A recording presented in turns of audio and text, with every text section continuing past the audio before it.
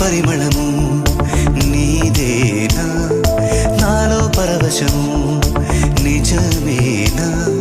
బొండు మల్లి పువ్వు కన్నా తేలికగు నీ సోకు రెండు కళ్ళు మూసుకున్నా లాగు మరి నీ వైపు సొగసును చూసి పాడగాయలా కనులకు మాట రాదుగా అలా వింతల్లోనూ కొత్త వింత నువ్వేనా ఆ అందం అంటే అచ్చంగాను నువ్వే ఏ చిలిపి కళ్ళ